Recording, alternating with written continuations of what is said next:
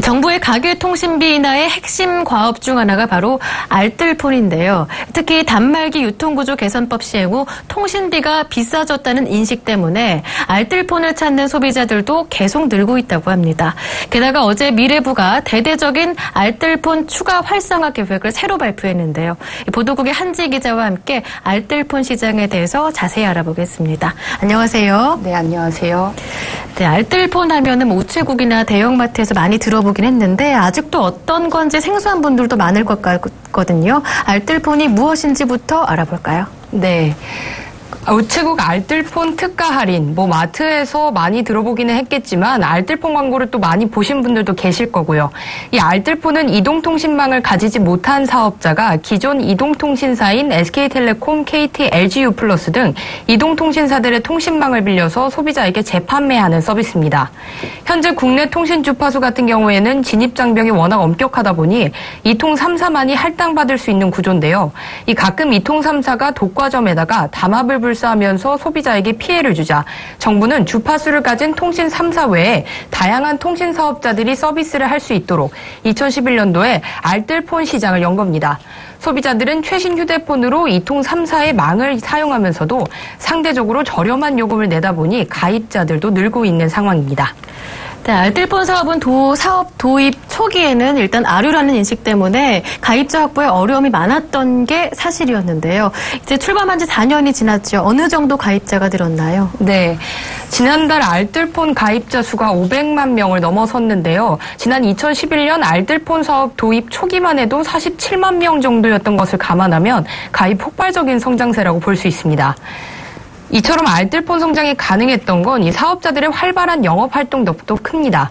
현재 알뜰폰 사업자는 SK텔레콤 망을 임대해 쓰는 SK텔링크, 유니컴즈 등 10개사와 KT망을 이용 중인 CJ헬로비전, NX텔레콤 등 14개사, LGU 플러스를 사용하는 스페이스네트, 머천드 코리아 등 7개사가 있습니다.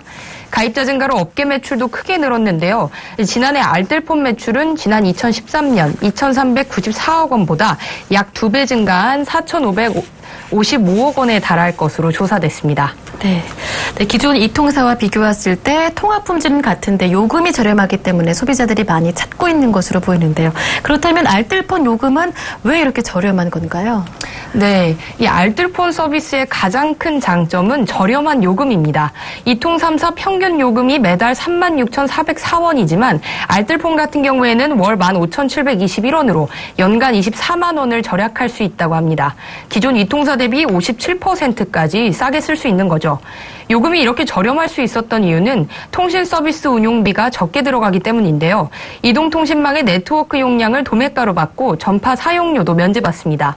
또 이미 유통망을 갖추고 있는 마트, 편의점 등에서 휴대폰을 판매하고 단말기 자급제를 통해 인터넷으로 간편하게 서비스 가입이 가능하다 보니 비용 절감 효과도 큽니다.